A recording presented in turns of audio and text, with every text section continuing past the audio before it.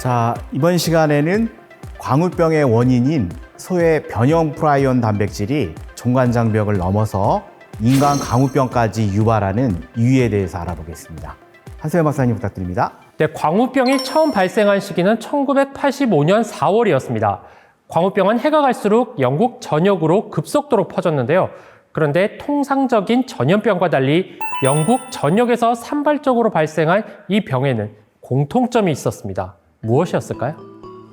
공통점. 육회? 아니면 항공장? 뭐 이런 건가? 뭐 헷갈리. 뭐 같은 사료업체 뭐 그런 거? 뭐 이런 건가? 아니, 물? 네, 답이 나온 것 같은데 이 먼 거리에 떨어져 있는 소들이 전혀 접촉할 이유가 없는데 그런 물리적으로 만날 일도 없었는데 이들 소한테서 같은 증상의 질병이 발생한 이유 앞서 말씀하신 것처럼 이 전국적으로 팔려나간 특정 사료가 알 수 없는 병원체에 오염됐을 가능성인 겁니다. 사료가 전국적으로 퍼졌고 그것을 먹은 소들이 같은 질병에 걸렸을 거란 건데요. 여기서 말하는 사료라는 것은 이게 소가 주로 먹는 건초나 곡물이 아니라 젖소가 우유를 많이 생산하도록 단백질을 보충하기 위한 일종의 영양식을 말합니다. 근데 영양식이면 일부러 좋은 거를 먹인 그러니까. 건데 그 사료에 문제가 있었던 건가요? 아시는 것처럼 이렇게 소는 풀을 먹게 돼 있죠. 그런데 이 단백질을 보충해주기 위해서 식물성 단백질인 콩과 같은 곡물을 사용하는 것이 사실 이상적입니다. 그렇지. 네. 당시 영국에는 이 콩이 안타깝게도 많이 재배되지 않았고 또 다른 곡물들은 비쌌습니다. 그러다 보니 이게 수지 타산이 안 맞았던 거죠. 그래서 대안으로 나온 것이 단백질은 공급을 해야겠는데 싼 단백질이 무엇이 있을까를 생각해서 만든 것이 동물의 뼈를 갈아서 만든 육골분 사료였습니다. 아니 근데 소는 다들 아시다시피 초식 동물이지 않습니까? 그러니까 저는 먹어도 돼요? 그러니까. 그렇죠. 이게 소가 초식 동물이긴 하지만 이 목축업자들은 소한테 동물성 단백질을 먹여왔더니 그래도 잘 자란다. 이런 사실을 알고 있었던 거죠. 소화도 잘 시키고. 그래서 소를 대량으로 생산하고 빠르게 성장하기 위해서 이 곡물 사료에 비해서 값도 저렴한 이 육골분 사료를 먹인 거죠. 쉽게 말해서 소를 더 빨리 성장시키기 위해서 다시 말하면 돈을 더 많이 벌기 위해서 소에게 육골분 사료를 먹인 거죠. 그러니까 결국 인간의 욕심으로 이게 안 먹여도 될 걸 먹인 거 아니에요? 그러니까 그럼 어떤 동물의 뼈로 갈아가지고 사료를 만든 거예요? 좋은 말씀이십니다.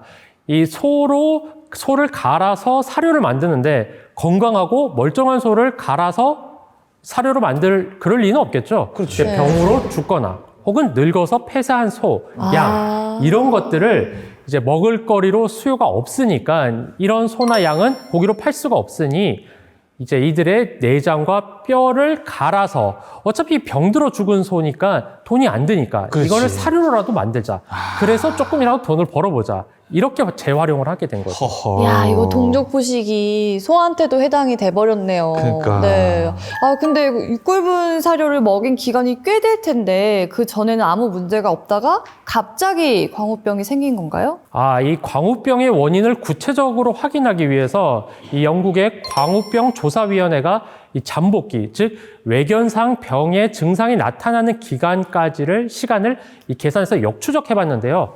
자, 그러면 언제 처음으로 이 물질이 이제 가축 사료에 유입이 됐을까? 결론적으로 1970년대 후반에서 1980년대 초반에 추정되는 어느 시점에 쿠르병을 일으킨 것과 같은 물질이 가축 사료 제조 공장에 유입된 것으로 추정됐습니다.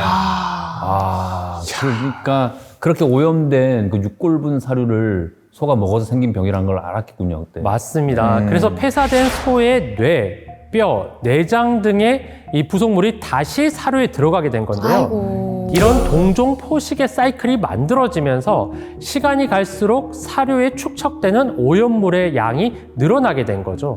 그러네. 1986년 영국 정부가 이 광우병에 걸린 소를 공식적으로 확인해 보니 이미 5만 마리 이상의 소들이 감염돼서 죽음을 기다리고 있었습니다. 다시 말하면 이미 광우병에 걸렸던 소들이 다시 죽어서 사료가 되고 이 사료를 다시 소가 먹고 아하. 광우병에 또 걸리고 이런 사이클이 완성이 됐었던 거죠. 이 광우병 리사이클링 같은 느낌인데. 악순환이다, 악순환. 그러면 영국에서는 이런 거 조치를 잘 취했습니까? 영국은 보통 뭐 문제가 많던데.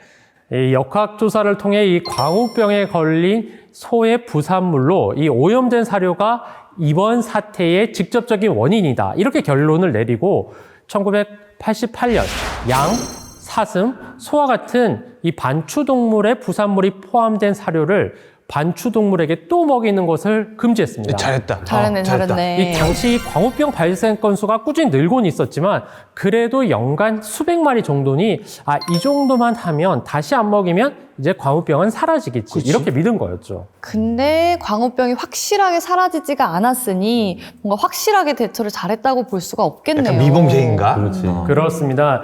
연간 200건에서 300건 정도 발생하다가 이제 광우병이 사라지겠지 이렇게 생각을 했는데 갑자기 급속도로 늘어나 버립니다. 오, 그럼 놀랜다. 1995년까지 공식적으로 확인된 광우병 사례만도 15만 건에 달했습니다.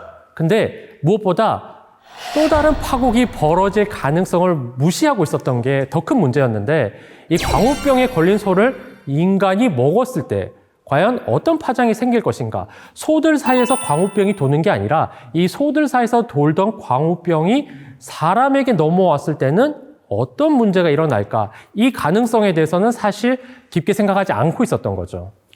당시에도 그렇게 우려 섞인 목소리들이 많았을 텐데 정부에서도 이걸 그냥 모르고 묵과하고 있었던 걸까요?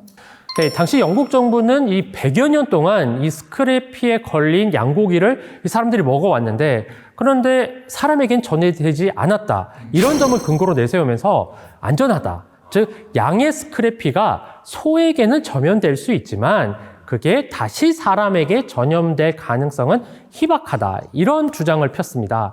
이런 뇌질환이 이 종을 뛰어넘어서 소에서 사람이라는 다른 종으로 전파되기 쉽지 않다. 이런 믿음이 밑바탕에 있었던 건데 안타깝게도 이런 순진한 믿음이 훗날 엄청나게 큰 위기를 불러오게 됩니다. 그러니까 헛떡떡이들이었던 거잖아요. 그러니까 믿는 도끼에 발등 찍힌 거네요.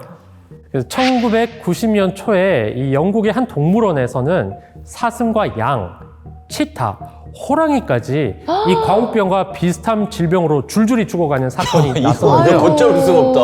더 당황스러운 거는 가정에서 기르던 반려 고양이 수십 마리도 이 비슷한 어머. 이 뇌진화를 통해서 무지개 다리를 건넜습니다. 아이고. 아니 근데 갑자기 왜 그런 겁니까?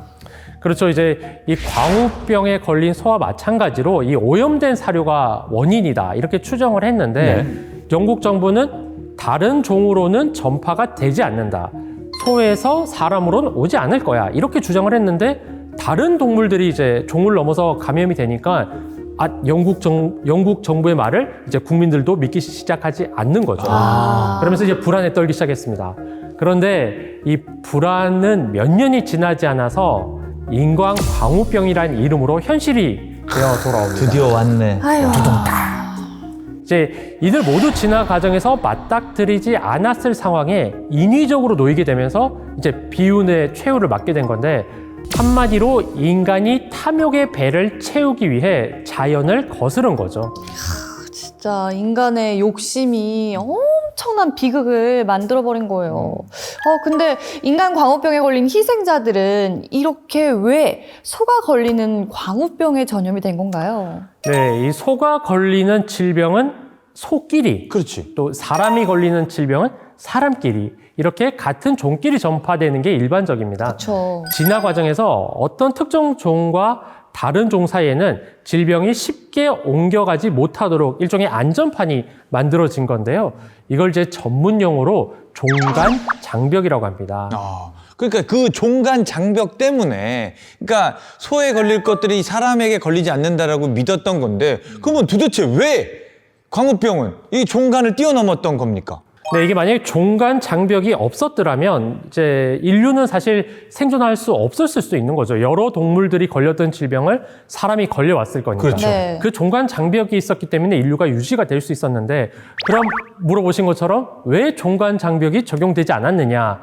여러 원인이 있을 수 있는데 가장 설득력 있는 해석은 이제 실행 횟수와 확률에 관한 것입니다. 아. 이 종간 장벽이 분명히 있긴 한데 실행 횟수가 많으면 그중 일부는 이 종간 장벽을 넘어서 질병을 유발할 수 있다는 건데 그렇겠죠. 꾸준히 계속 덤비다 보면 어느 순간 덜커덕 하고 이 장벽을 넘는 것들이 나타난다는 거죠. 있을 수 있을 수 있지. 있겠네. 10번 찍어서 안 넘어가는 나무 뭐 근데 한 곳 때린 곳만 계속 때려봐. 결국엔 넘어갈 수밖에 없는 그렇지. 그런 종도 있을 수 있다라는 거죠. 비슷한 개념인데요. 이제 광우병에 걸린 소를 우리가 10년 넘게 먹어왔다면 통계적으로는 실행 횟수가 충분하다, 넉넉하다고 볼 수가 있는 거죠.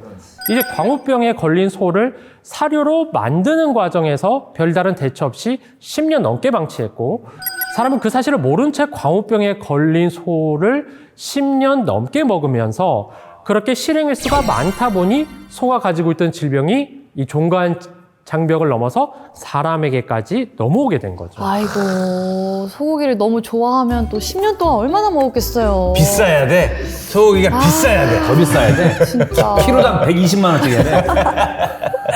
아니, 그러면은 가장 처음 인간 광우병으로 희생된 사람은 어떻게 발견이 됐어요? 그러게. 네, 1995년 5월 이 환각과 망상에 시달리다가 이 점점 걸을 수 없게 된 19세 청년 스티븐 처칠이 이 부검을 통해서 사회 부검을 통해서 인간에게 전파된 광우병을 공식적으로 확인한 첫 사례입니다. 드디어 너무 어리다, 넘어갔구나. 근데. 네, 스티븐 처칠이 사망한 1995년과 이듬해인 1996년에 이제 인간 광우병에 걸린 환자들이 늘기 시작하면서 이 연구소에는 엄청난 혼란에 빠집니다. 장난 아니겠다. 그렇죠. 1996년 3월 이 정부 고위 관료 회의가 열렸고요.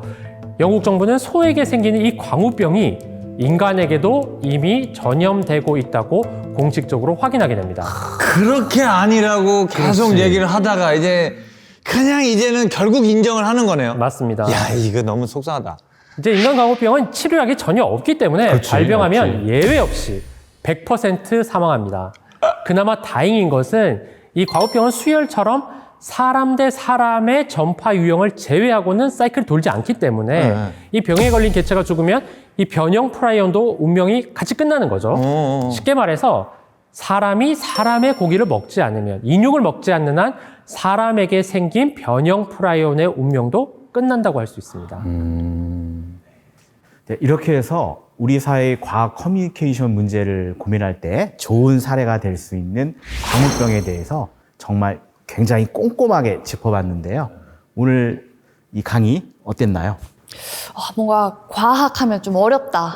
다가가기 좀 부담스럽다 이런 생각이 드는데 이런 커뮤니케이션을 통해서 정확하게 좀 짚어주고 알게 되니까 굉장히 좀 더 관심을 가지고 봐야겠다 이런 생각도 들고 광우병이 또 이렇게까지 장대한 서사 드라마가 있는지도 몰랐는데 너무 재밌게 또 들었습니다, 저는. 네. 근데 지금 하고 계시는 어떤 분들이 연구가 비록 미진하더라도 다른 누군가가 보면 이렇게 크게 뭐 정확하진 않지만 크게 뭔가를 밝혀낼 수 있는 초석은 된다라고 생각이 듭니다. 저는 이런 교육을 들으면서 저 또한 발전하는 것 같아서. 과학 잘 꿈나무. 보세요. 조그만 미생물들도 자기가 살기 위해서 계속 발전에 거듭해 나가고 그런 것들을 또 연구하기 위해서 과학자들도 계속 발전에 거듭해 나가고 이런 것들이 발전하면서 우리도 같이 발전을 해야 되지 않을까 그런 생각을 한번 해봅니다. 맞습니다. 이제 영국의 광우병 광풍이 불고 있을 때 저명한 신경병리학자인 리처드 킴벌리는 이런 중요한 말을 남겼습니다. 위험이 하나도 없다고 추정하는 것은 잘못된 것이다. 그러니까. 위험에 완벽하게 대비할 수는 없지만 사회 전체는 일련의 행동들을 취해야만 한다.